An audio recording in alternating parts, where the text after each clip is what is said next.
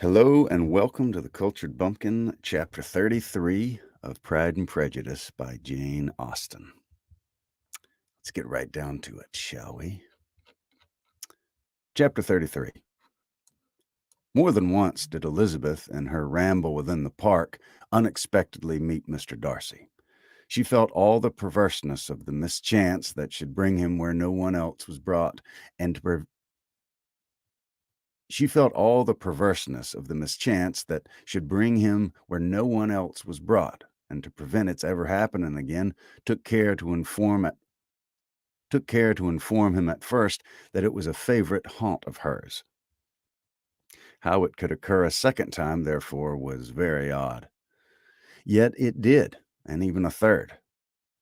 It seemed like a willful ill nature or a voluntary penance, for on these two occasions it was not merely a few formal inquiries and an awkward pause and then away, but he actually thought it necessary to turn back and walk with her.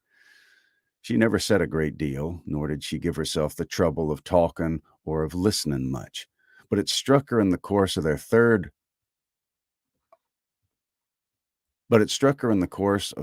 encounter that he was asking some odd, unconnected questions about her pleasure at being at Hunsford, her love of solitary walks, and her opinion of Mr. and Mrs. Collins's happiness, and that in speaking of Rosens and not perfectly outs and in speaking of Rosens and her not perfectly understanding the house, he seemed to expect that whenever she came into Kent again, she would be staying there too. His words seemed to imply it. Could he have Colonel Fitzwilliam in his thoughts? She supposed if he meant anything, he must mean an allusion to what might arise in that quarter. It distressed her a little, and she was quite glad to find herself at the gate in the pales opposite the parsonage. "I did not know before that you ever walked this way." "I've been making the tour of the park," he replied, "as I generally do every year, and intend to close it with a call at the parsonage. Are you going much farther?" "No, I should have turned in a moment." And accordingly she did turn, and they walked towards the parsonage together. "Do you certainly leave Kent on Saturday?" said she. "Yes, if Darcy does not put it off again, but I'm at his disposal. He arranges the business just as he pleases. And if not able to please him in the arrangement, he has at least the pleasure of the great power of choice. I do not know anybody who seems more to enjoy the power of doing what he likes than Mr. Darcy. He likes to have his own way. Very well," replied Colonel Fitzwilliam, "but so we all do. It's only that he has better means of having it than many others, because he's rich, and many others are poor. I speak feelingly. A younger son, you know, must be inured to self-denial and dependence. In my opinion, the younger son of an earl can know very little of either. How seriously, what you have never known h- Now seriously, what have you ever known of self-denial and dependence, when you have been prevented by want of money from going wherever you choose or procuring anything you had a fancy for?" I gotta turn my little phone off. It keeps buzzing and somebody is blowing me up. Does anybody ever do that? You get caught in a text group that you did not ask to be a part of, and then somebody can't write a clear single thought. They got a stream of consciousness. Bzz, bzz, bzz, bzz, bzz. That's what's happening. So I put it on silent. Let's see. Where are we at? These are home questions, and perhaps I cannot say that I've ever experienced many hardships of that nature, but in matters of greater weight, I may suffer from want of money. Younger sons cannot marry where they like.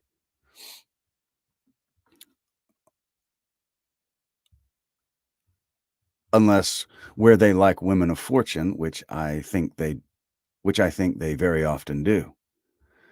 Our habits of expense make us too dependent, and there are too many in my rank of life who can afford to marry without some attention to money. Is this, thought Elizabeth, meant for me? And she colored at the idea. Recovering herself, said in a lively tone, And pray, what is the usual price of an earl's younger son? Unless the elder brother is very quickly, I suppose. Unless the elder brother is very sickly, I suppose you would not ask above £50,000. He answered her in the same style, and the subject dropped. To enter to interrupt a silence which might make him fancy, he if to interrupt a silence which might make him fancy to interrupt a silence which might make him fancy her affected with what had passed, she soon afterwards said, I imagine your cousin brought you down with him chiefly for the sake of having someone at his disposal. I wonder he does not marry to secure a last inconvenience of that kind. But perhaps his sister does as well for the present, and as she is under his sole care, he may do what he likes with her. No, said Colonel Fitzwilliam, that's an advantage which he must divide with me. I'm joined with him in the guardianship of Miss Darcy. Are you indeed? And pray what sort of guardians do you make? Does your charge give you much trouble? Young ladies of her age are sometimes a little difficult to manage, and if she has the true Darcy spirit, she may like to have her own way. As she spoke, she observed him looking at her earnestly, and the manner in which he immediately asked her why she supposed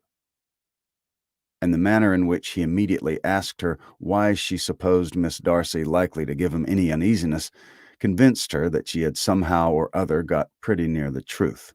She directly replied, You need not be frightened. I never heard of any harm of her. I dare say she's one of the most tractable creatures in the world. She's a very great favorite with some ladies of my acquaintance, Mrs. Hurst and Miss Bingley. I think I've heard you say that you know them. I know 'em a little. Their brother is a pleasant, gentlemanlike man. He's a great friend of Darcy's. Oh, yes, said Elizabeth dryly. Mr. Darcy is uncommonly kind to Mr. Bingley and takes a prodigious deal of care of him. Care of him? Yes, I believe Darcy does take care of those in points where he most wants care. Yes, I really believe Darcy does take care of him in those points where he most wants care. For something that he told me in our journey hither, I've likely to think Bingley very much indebted to him. I ought to beg his pardon, for I have no right to suppose that Bingley was the person meant. It was all conjecture. What is it that you mean? It was a circumstance which Darcy could not wish to be generally known, because if it were to get around to the lady's family, it would be an unpleasant thing. You may depend upon my not mentioning it. And remember that I have not much reason for supposing it to be Bingley. What he told me was merely this, that he congratulated himself on having lately saved a friend from the inconvenience of a most imprudent marriage, but without mentioning names or any other particulars, and I only suspected it to be Bingley from believing him the kind of young man to get into a scrape of that sort, and from knowing them to have been together the whole of last summer. Did Mr. Darcy give you the reasons for this interference? I understood there were some young I understood that there were some very strong objections against the lady. And what arts did he use to separate them? He didn't talk of his own arts, said Fitzwilliam, smiling. He only told me what I have now told you. Elizabeth made no answer and walked on, her head swelling with indignation. After watching her a little, Fitzwilliam asked her why she was so thoughtful. I'm thinking of what you've been telling me, said she. Your cousin's conduct does not suit my feelings. Why was he to be the judge? You're rather disposed to call his interference officious? I do not see what right Mr. Darcy had to decide on the propriety of his friend's inclination, or why, upon his own judgment alone, he was to determine and direct in what manner his friend was to be happy. But, she continued, recollecting herself, as we know none of the particulars, it's not fair to condemn him. Excuse me. It is not to be supposed that there was much affection in the case. That was not an unnatural surmise, said Fitzwilliam, but it's a lessening of the honor of my cousin's triumph, very sadly. This was spoken jestingly, but it appeared to her so just a picture of Mr. Darcy. It appeared to her sometimes this writing really gets my goat. And as a reminder, if you enjoy this, when I'm done, I'm going to edit it into an audiobook, and then I'll post it on the same playlist back here on YouTube. So it won't cost you anything. But all of these little asides and these little stumbles and the sips of coffee and all that, that'll be gone like it never happened. And it'll be an audiobook, hopefully without many mistakes in it. Maybe I'll miss a few here and there, but whatever. This was spoken jestingly, but it appeared to her so just a picture of Mr. Darcy that she would not trust herself with an answer, and therefore, abruptly changing the conversation, talked on indifferent matters until they reached the parsonage. There, shut into her own room, as soon as their visitor left them, she could think about interruption of all that she had heard. It was not to be supposed that any other people could be meant than those with whom she was connected. There could not exist in the world two men over whom Mr. Darcy could have such boundless influence. That he had been concerned in the measures taken to separate Bingley and Jane, she had never doubted. That he had been concerned in the measures taken to separate Bingley and Jane, she had never doubted. But she had always attributed to Miss Bingley the principal design and arrangement of them. If his own vanity, however, did not mislead him, he was the cause. His pride and caprice were the cause of all that Jane had suffered and still continued to suffer. He had ruined for a while every hope of happiness for the most affectionate, generous heart in the world, and no one could say how lasting an evil he might have afflicted. Almost there. Just coming in to say hello. Let's look at the comments there. Mariah, day off. That's awesome. Drew, sick youngin'. I got a sick youngin' too. I think there's a little stomach stuff going around.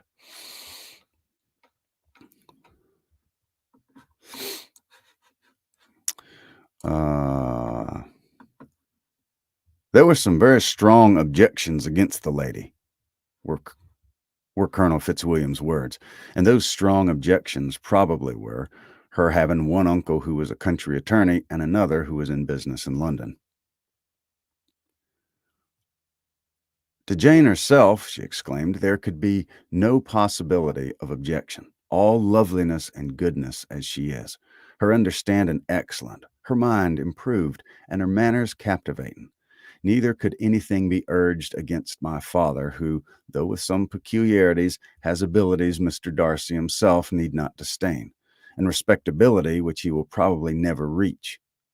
When she thought of her mother, her confidence gave way a little, but she would not allow that any objections there had material weight with Mr. Darcy, whose pride, she was convinced, would receive a deeper wound from the want of importance in his friends' connections than from their want of sense. And she was quite decided at last that he had been partly governed by this worst kind of pride, and partly by the wish of retaining Mr. Bingley for his sister. The agitation and tears which the subject occasioned brought on a headache, and it grew so much worse toward the evening that added to her unwillingness to see Mr.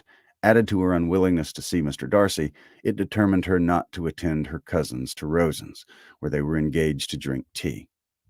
Mrs. Collins, seeing that she really was unwell, did not press her to go, and as much as possible prevented her husband from pressing her. But Mr. Collins could not conceal his apprehension of Lady Catherine's being rather displeased by her staying at home. All right, that is chapter 33. Let's see how long chapter 34 is.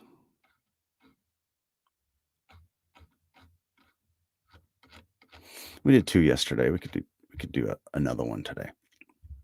Chapter 34. When they were gone, Elizabeth, as if intending to exasperate herself as much as possible against Mr. Darcy, chose for her employment the examination of all the letters which Jane had written to her since her being in Kent. They contained no actual complaint, nor was there any revival of past occurrences or any communication of present suffering. But in all and in most every line of each, there was a want of that cheerfulness which he had been used to there was a want of that cheerfulness which had been used to characterize her style, and which, proceeding from the serenity of a mind at ease with itself and kindly disposed toward everyone, had been scarcely ever clouded. Elizabeth noticed every sentence conveying the idea of uneasiness, with an attention which it had hardly received on the first perusal. Mr. Darcy's shameful boast of what misery he had been able to inflict gave her a keener sense of her sister's sufferings. It was some consolation to think that his visit to Rosen's was at an end on the day after the next, and a still greater that in less of a fortnight she should herself be with Jane again, and enabled to contribute to the recovery of her spirits by all that affection could do. She could not think of Darcy's leave in Kent without remembering that his cousin was to go with him. But Colonel Fitzwilliam had made it clear that he had no intentions at all, and agreeable as he was, she did not mean to be unhappy about him. While settling this point, she was suddenly roused by the sound of the doorbell, and her spirits were a little fluttered by the idea of its being Colonel Fitzwilliam himself, who had once before called late in the evening, and might now come to inquire particularly after her. But this idea was soon banished, and her spirits were very differently affected, when, to her utter amazement, she saw Mr. Darcy walk into the room. In a hurried manner, he immediately began to inquire after her health, imputing his visit to a wish of hearing that she were better. She answered him with cold civility. He sat down for a few moments, and then getting up, walked about the room. Elizabeth was surprised, but said not a word. After a silence of several minutes, he came towards her in an agitated manner, and thus began. "In vain I have struggled. It will not do. My feelings will not be repressed. You must allow me to tell you how ardently I admire and love you." Elizabeth's astonishment was beyond expression. She stared, colored, doubted, and was silent. This he considered sufficient encouragement, and the avowal of all that he felt and had long felt for her immediately followed. He spoke well, but there were feelings besides those of the heart to be detailed, and he was not more eloquent on the subject of tenderness than of pride.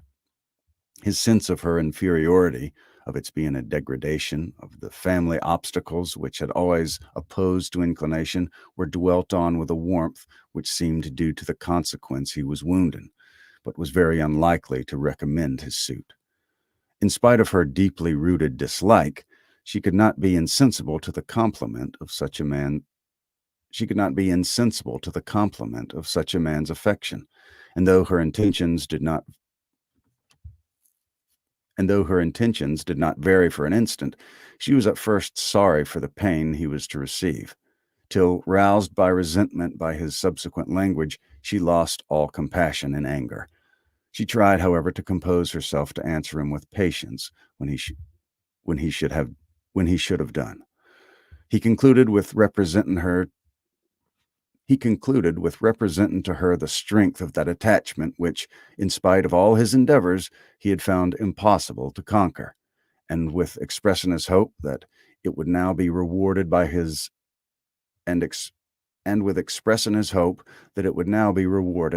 her acceptance of his hand. As he said this, she could easily see that he had no doubt of a favorable answer. He spoke of apprehension and anxiety, but his countenance expressed real security. Such a circumstance could only exasperate farther, and when he ceased, the color rose into her cheeks, and she said, "In such cases as this, it is, I believe, the established mode to express a sense of obligation for the sentiments avowed, however unequally they may be returned.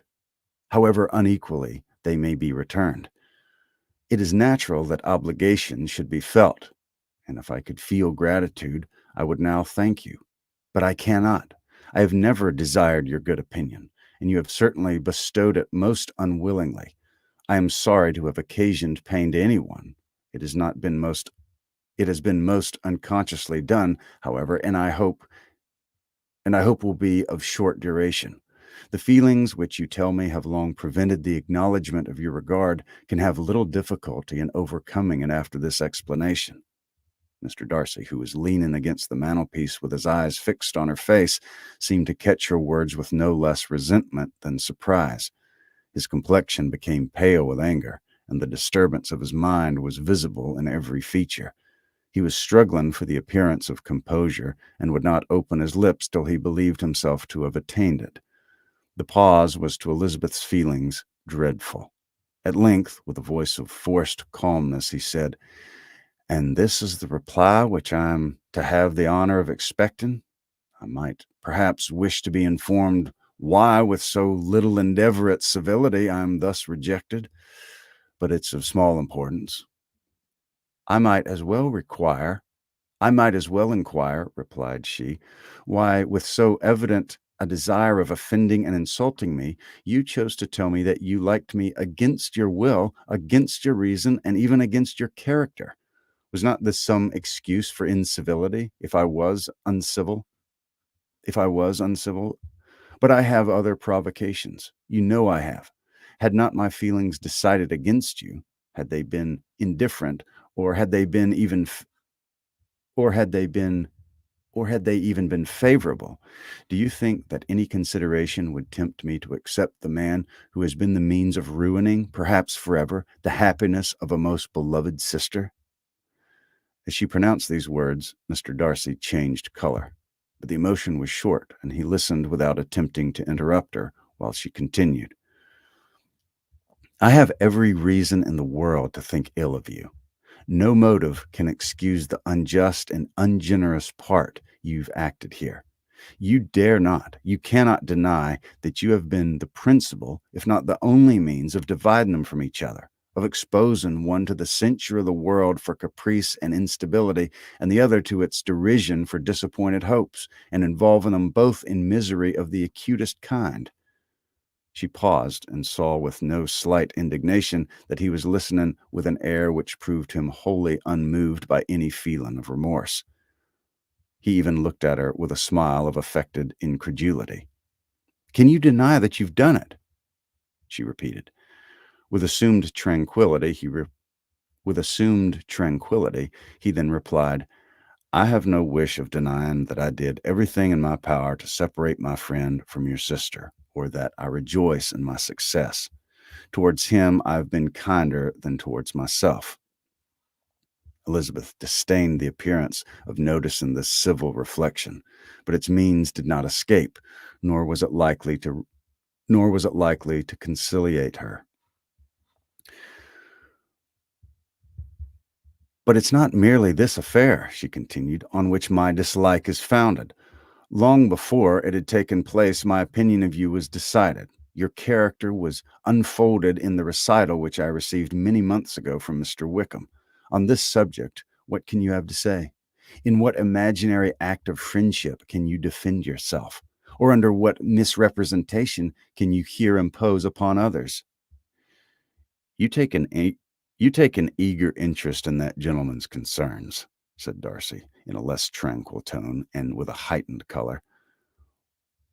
Who that knows of Who that knows what his misfortunes have been can help feeling an interest in him?"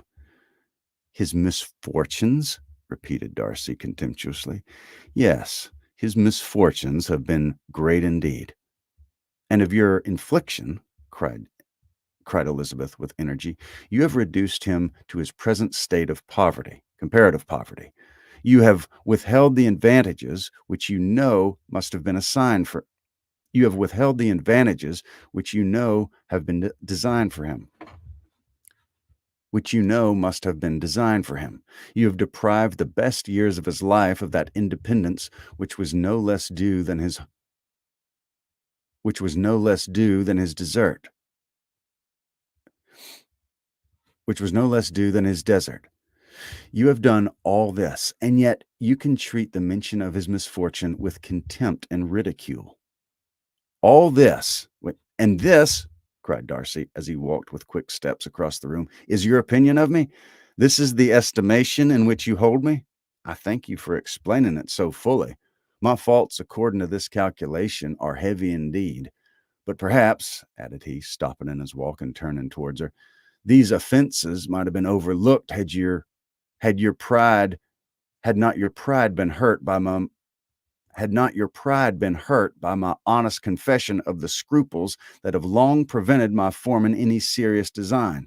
These bitter accusations might have been suppressed had I, with greater policy, concealed my struggles and flattered you into the belief of my being impelled by unqualified, unalloyed inclination, by reason, by reflection, by everything. But disguise of every sort is my abhorrence, nor am I ashamed of the feelings I related. They were natural and just. Could you expect me to rejoice in the inferiority of your connections, to congratulate myself on the hope of relations whose condition in life is so decidedly beneath my own? Elizabeth felt herself growing more angry every moment, yet she tried to the utmost to speak with composure when she said, "You are mistaken, Mr. Darcy, if you suppose that the mode of your declaration affected me in any other way than as it spared the concern which I might have felt in refusing you had you behaved in a more gentlemanlike manner."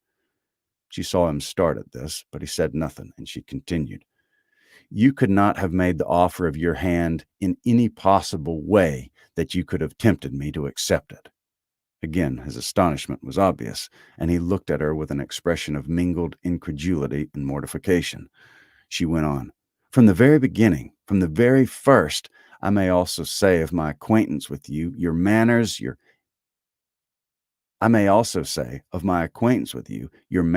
impressing me with the fullest belief of your arrogance, your conceit, and your selfish disdain of the feelings of others were such as to form the groundwork of disapprobation on which succeeding events have built so immovable a dislike, and I had not known you a month before I felt you were the last man in the world whom I could ever be prevailed upon to marry."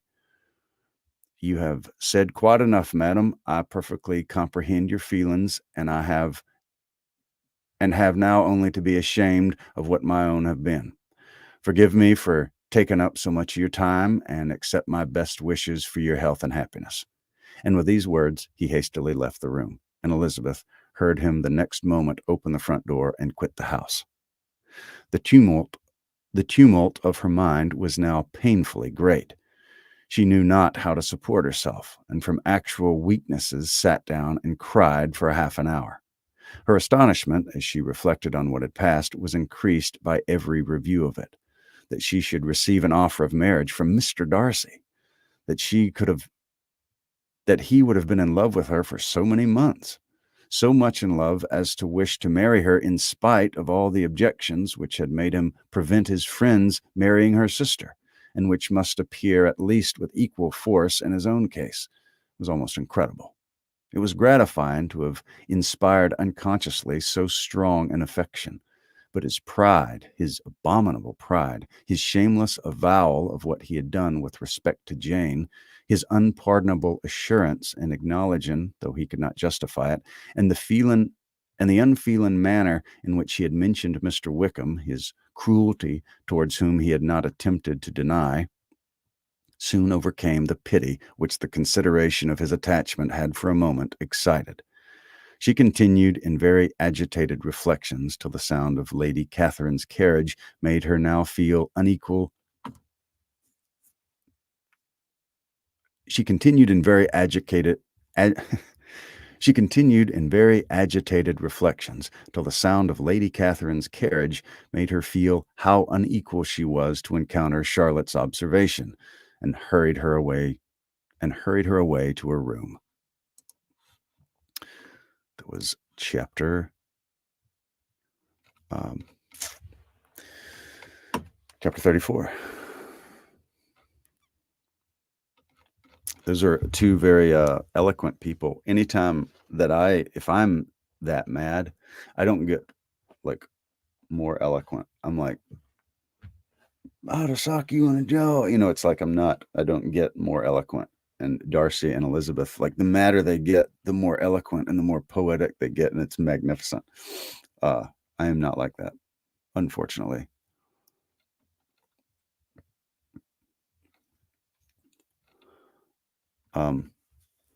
Yeah, if you're looking for Christmas presents, do look at on my site the incandescently cool Jane Austen shirt. I've got some hoodies, some shirts, some different things like that.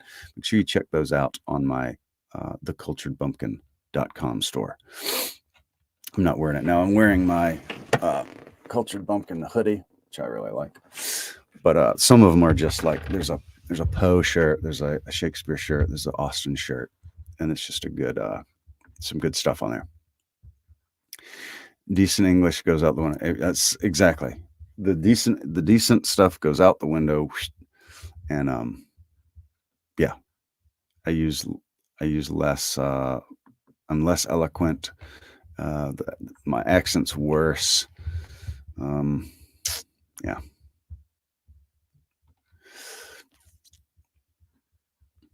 Good deal. Also, like I did Austen, I'm, doing this. We're 34. I guess that was chapter 34, over halfway done. And then I just did A Christmas Carol. I am also about to start Jane Eyre. I put up some votes and got a lot of feedback, and I think I'm doing Jane Eyre next. But I'm going to do it probably at the same time. I'm probably about to start Jane Eyre. So be on the lookout for that if you're not just a pure Austen fan.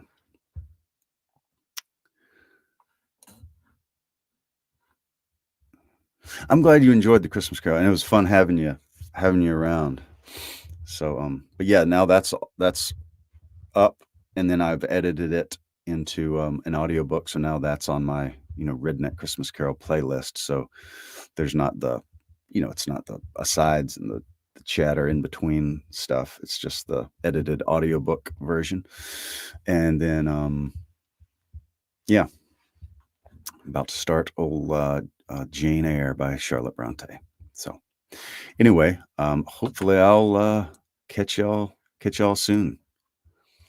Good deal.